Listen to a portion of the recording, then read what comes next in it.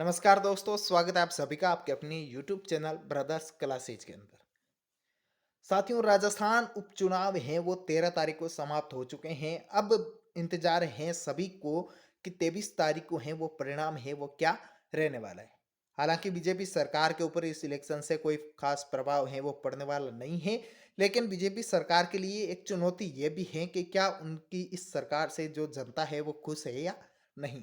अगर बीजेपी सरकार है वो 7 की 7 सीटें यहाँ से निकालती है तो जनता है वो उनसे बिल्कुल संतुष्ट है। अगर 3 से 4 सीट हैं वो कम से कम यहाँ से निकालनी होगी बीजेपी सरकार को। लेकिन बीजेपी सरकार के लिए सबसे बड़ी टेंशन की बात है कि बीजेपी सरकार के खाते में केवल 1 से 2 सीट हैं वो आती नजर आ रही हैं। तो चलिए साथियों, इस वीडियो के अंतर्गत बात करेंगे हम राजस्थान उपचुनाव के बारे में और राजस्थान की सबसे हॉट सीट खींवसर के बारे में।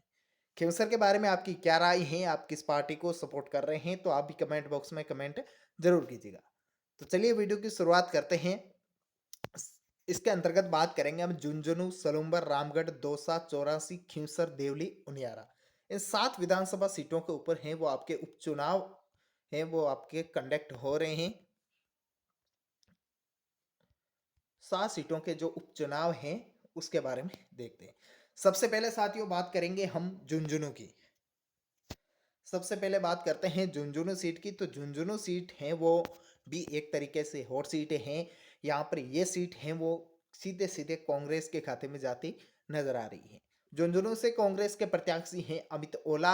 जो ओला परिवार का दबदबा है वो झुंझुनू के अंतर्गत बहुत समय से चल रहा है। राजेंद्र बाबू हैं वो भारतीय जनता पार्टी से इलेक्शन लड़ रहे हैं और राजेंद्र गुड्डा हैं वो आपके निर्दलीय प्रत्याशी हैं। तो यहाँ पर बात करते हैं तो अमित ओला है वो यहाँ से ये सीट निकालते हुए नजर आ रहे हैं। झुंझुनू की सीट है वो आपके कांग्रेस के खाते में जाती नजर आ रही है। झुंझुनू है वो कांग्रेस के खाते में जाती नजर आ रही है। आप कमेंट बॉक्स कीजिएगा झुंझुनू की सीट है वो आपके अकॉर्डिंग किसके खाते में जाती नजर आ रही है। अगली बात करते हैं सलूंबर की। तो विधानसभा क्षेत्र 2 की बात करते हैं। सलूंबर के अंतर्गत है वो कांग्रेस पार्टी की ओर से चुनाव लड़ रहे हैं रेशमा मीणा और भारतीय जनता पार्टी से लड़ रहे हैं शांता मीणा और बाप पार्टी से लड़ रहे हैं जितेश कटारा। भारतीय आदिवासी पार्टी से लड़ रहे हैं जितेश कटारा। यहाँ पर जो है जितेश कटारा वो है इलेक्शन निकालते हुए नजर आ रहे हैं। इलेक्शन में जीत दर्ज कर सकते हैं बाप पार्टी के कैंडिडेट जितेश कटारा। आपकी क्या राय है सलोम्बर सीट के बारे में, वो आप कमेंट बॉक्स में जरूर कमेंट करिएगा। अगली बात करते हैं राजस्थान उपचुनाव में रामगढ़ विधानसभा क्षेत्र की। तो रामगढ़ विधानसभा क्षेत्र के अंतर्गत कांग्रेस प्रत्याशी आर्यन जुबैर और भारतीय जनता पार्टी के प्रत्याशी सुखवंत सिंह हैं। तो रामगढ़ विधानसभा की सीट है वो भी यहाँ पे कांग्रेस के खाते में जाती हुई नजर आ रही है। आर्यन जुबैर है वो यहाँ से जीत दर्ज करते हुए नजर आ रहे हैं। अगली बात करते हैं विधानसभा क्षेत्र दौसा से। दौसा से है वो कांग्रेस प्रत्याशी दीनदयाल बेरवा है और भारतीय जनता पार्टी के प्रत्याशी हैं वो जगमोहन मीणा है। दौसा विधानसभा के अंतर्गत हैं वो भारतीय जनता पार्टी का दबदबा काफी समय से है। यहाँ से हैं वो जगमोहन मीणा भारतीय जनता पार्टी से जीत दर्ज करते हुए नजर आ रहे हैं। अच्छी बढ़त के साथ हैं वो जगमोहन मीणा यहाँ से जीत दर्ज कर सकते हैं। हालांकि मामला है वो टक्कर का है, लेकिन भारतीय जनता पार्टी है वो यहाँ से जीत दर्ज करती नजर आ रही है। तो दौसा विधानसभा एकमात्र सीट है जहां से आपकी भारतीय जनता पार्टी है वो जीत दर्ज करती नजर आ रही है। बाकी किसी भी सीट के अंतर्गत है वो भारतीय जनता पार्टी नजर नहीं आ रही है। आगे बात करते हैं चौरासी की, जहां से कांग्रेस प्रत्याशी महेश रौत और भारतीय जनता पार्टी प्रत्याशी कारीलाल नानोमा और आदिवासी पार्टी से हैं वो अनिल कटारा इलेक्शन लड़ रहे हैं यहाँ पर। तो यहाँ पर जो है कांग्रेस और आदिवासी पार्टी के बीच में है वो यहाँ पे मुकाबला है। तो यहाँ पर अनिल कटारा आदिवासी पार्टी से हैं वो चुनाव जीतते हुए नजर आ रहे हैं। यहाँ से अनिल कटारा है वो बढ़त बनाए हैं, अच्छी पकड़ है इनकी और भारतीय आदिवासी पार्टी है वो यहाँ से ये इलेक्शन जीती हुई नजर आ रही है और यहाँ पर ही बीजेपी को है वो हार का सामना करना पड़ेगा।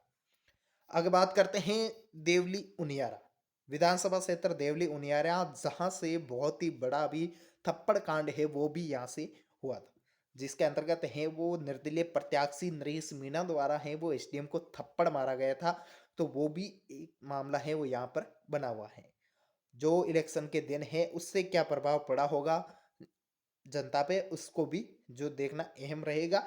तो यहाँ से कांग्रेस प्रत्याशी है वो केसी मीणा है और भाजपा प्रत्याशी है वो राजेंद्र गुज्जर है और निर्दलीय प्रत्याशी है वो नरेश मीणा है। यहाँ से विजेता की बात करें तो नरेश मीणा है वो यहाँ पर बढ़त बनाए हुए हैं, अच्छी बढ़त है वो नरेश मीणा की है। यहाँ पर इन्होंने महा रैली भी की थी, 10,000 से अधिक पॉपुलेशन है वो इस रैली के अंतर्गत इकट्ठा हुई थी। तो नरेश मीणा है वो यहाँ से देवली उनियारा से विधानसभा की सीट है वो अपनी झोली में डालते नजर आ रहे हैं निर्दलीय प्रत्याशी की तरफ से। यहाँ पर दोनों ही राष्ट्रीय पार्टियां हैं वो हार का सामना करेगी। अब बात करते हैं राजस्थान की सबसे हॉट सीट खींवसर की। तो खींवसर के अंतर्गत हैं वो डॉक्टर रतन चौधरी, जो हैं कांग्रेस से चुनाव लड़ रही हैं, जिनके पति आईपीएस रह चुके हैं, सिविल सेवा में अपनी सेवाएं दे चुके हैं। अगले प्रत्याशी हैं भारतीय जनता पार्टी के रेवंत राम डांगा, जो रा, राष्ट्रीय लोकतांत्रिक पार्टी से बागी होकर भारतीय जनता पार्टी के अंतर्गत आए थे। तो रेवंत राम डांगा और राष्ट्रीय लोकतांत्रिक पार्टी आरएलपी से कैंडिडेट हैं वो कनिका बेनीवाल हैं, जो हनुमान बेनीवाल की पत्नी है।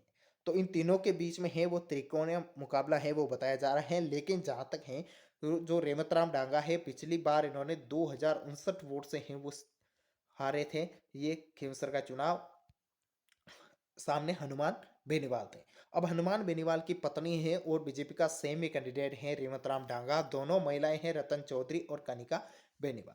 कांग्रेस है वो इस सीट से सदा से पिछड़ती आई है और कांग्रेस है वो यहाँ पर हारती नजर आ रही है। भारतीय जनता पार्टी और कनिका बेनीवाल आरएलपी के बीच में है वो यहाँ पर टक्कर है। यहाँ पर जो है जीत का अंतर है वो कम रहेगा, लेकिन यहाँ से आरएलपी की सीट है वो निकलती नजर आ रही है। क्योंकि राजस्थान की सबसे हॉट सीट है, एक तरफ दो राष्ट्रीय पार्टियां लड़ रही है और एक राज्य स्तर की पार्टी है वो यहाँ पर इलेक्शन लड़ रही है। जो खींवसर राष्ट्रीय लोकतांत्रिक पार्टी का गढ़ माना जाता है, वहां से आरएलपी है वो आपके सीट निकालते नजर आ रहे हैं। तो आपकी क्या राय है इन सभी विधानसभा के रुझानों पर? 7 सीटों पर इलेक्शन है, तो सातों के बारे में आपकी क्या राय है? 23 तारीख को देखते हैं हमारे जो कोडिंग नतीजे हैं वो उसमें से कितने नतीजे हैं वो सटीक बैठते हैं। आप कमेंट बॉक्स में करके अपनी पसंदीदा कैंडिडेट का नाम जरूर बताइएगा। मिलते हैं नए वीडियो के अंतर्गत, तब तक के लिए जय हिंद जय भारत।